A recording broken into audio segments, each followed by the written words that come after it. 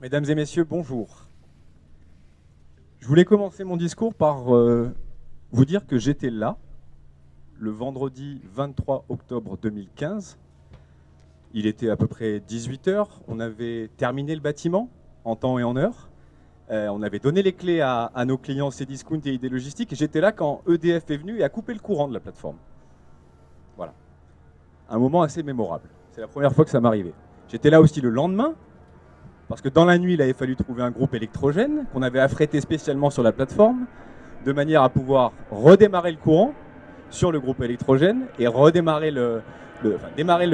les opérations telles qu'elles l'étaient prévues pendant le week-end, de manière à ce que lundi, la plateforme soit opérationnelle. Voilà comment l'histoire de ce bâtiment et de ce projet-là, en tout cas sa construction, s'est achevée. Plus généralement, ce parc logistique, et ce bâtiment en particulier est loin d'avoir été un long fleuve tranquille, je dirais. Ceux qui ont participé à sa construction, je vais arrêter là dans les anecdotes, mais savent bien qu'effectivement, on a fait très vite, monsieur le maire, mais il a fallu y mettre du cœur à l'ouvrage. Voilà.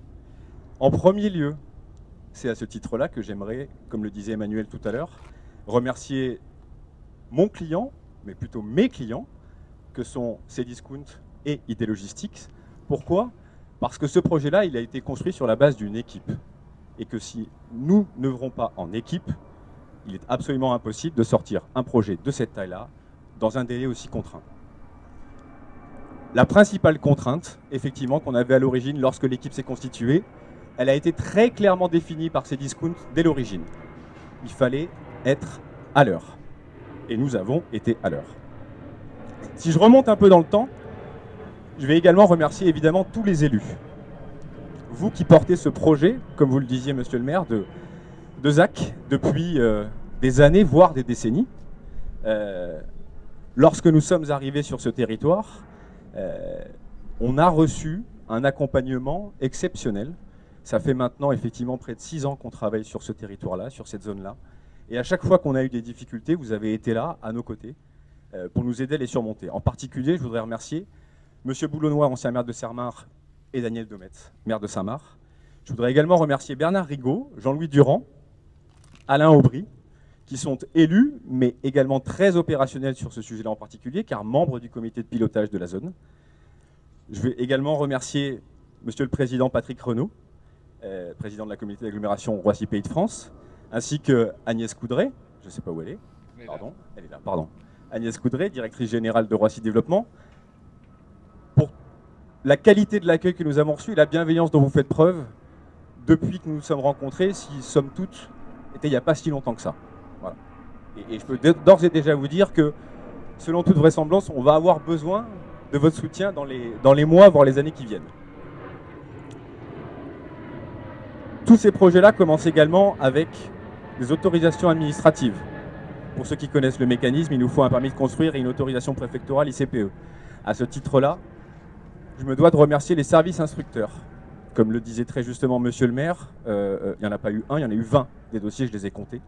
20 dossiers déposés sur cette zone, des dossiers principaux, des modificatifs. Voilà. Donc les services instructeurs et les services de l'État, qu'on malmène à longueur de temps, on le sait, en particulier les DREAL. Voilà, c'est un challenge, tout le monde a besoin d'aller vite. Donc on a besoin du soutien de l'ensemble des personnes qui sont associées à ces projets-là pour que ça fonctionne. Avant même d'avoir un permis de construire ou une autorisation ICPE, un projet comme celui-là commence par une seule chose, le terrain. Ça peut paraître simple, mais croyez-moi, c'est tout l'inverse, c'est la partie la plus compliquée. Voilà.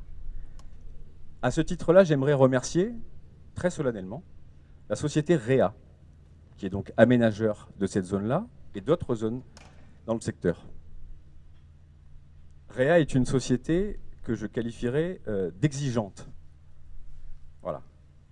En contrepartie de cette exigence, Catherine, une chose est sûre, c'est qu'on sait qu'on peut compter sur vous et que même au-delà de ça, vous partagez une grande partie de nos valeurs, et en particulier deux qui me tiennent à cœur, à savoir la transparence et le respect des engagements.